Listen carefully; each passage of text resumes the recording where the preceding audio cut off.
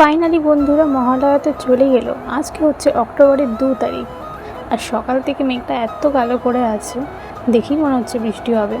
মহালয়ার সকালে বৃষ্টি শুরু হয়ে গেছে, আশা করি তোমাদের ওখানেও হচ্ছে। আর মহালয়ার আগের দিন আমি হাতে একটু মেহেন্দি পরেছিলাম, মানে নিজেই পরেছি, ঠিক আছে, কাউকে দিয়ে পরাইনি। তাহলে বাঙালিদের নাম করা বড়সড় উৎসব দুর্গাপুজো ও মারোয়াড়িদের নবরাত্রি পুজো তো এসেই গেল।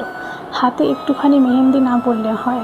আর আমি তো প্রত্যেক বছর হাতে মেহেন্দি পরি এই টাইমটা করে, ঠিক আছে, মানে মহালয়ার আগের দিন। তো তোমরা যদি মেহেন্দি পরে থাকো অতি অবশ্যই আমাকে কমেন্টে জানাও। সকাল 7:30টার সময় মিষ্টির দোকানে চলে গিয়েছিলাম গোপুসোনা ও রাধারানীর জন্য গরম গরম রসগোল্লা আনতে। আসলে আজকে তো মহালয়া, তাই ভাবলাম ওদেরকে গরম গরম রসগোল্লাই খাওয়াবো। আমাদের এখানে কিছু হলেও তুলসী পাতা অ্যাভেলেবেল, তাই মিষ্টির দোকান থেকে মিষ্টি কিনে বাড়ি ফেরার টাইমে 10 টাকার বেশি করে তুলসী পাতা কিনে ফেললাম। সকাল সকাল স্নানটা সেরে ফেলেছিলাম এবং ঘিয়ের প্রদীপ জ্বালিয়ে গোপুসোনা ও রাধারানীকে দুপুরের ভোগটা দিয়ে ওদেরকে আরতি করে নিয়েছিলাম 3 বার। তোমরা সকলে আমার গোপুসোনা ও রাধারানীর দর্শন করো আর প্রেম থেকে বলো হরে কৃষ্ণা রাধে রাধে। আজকে হলো মহালয়া এবং এইটা আমার ছোট্ট গোপুসোনা ও রাধারানীর সাজসজ্জা। রাধারানী ও গোপুসোনাকে একবার করে আরতি করার পর আমি সকল গোপালকে একবার করে আরতি করে নিয়েছি, তোমরা দেখতেই পারছো। গোপাল সোনা ও রাধারানীর পুজো এখানে শেষ করে ভিডিওটাকে অফ করে দিলাম।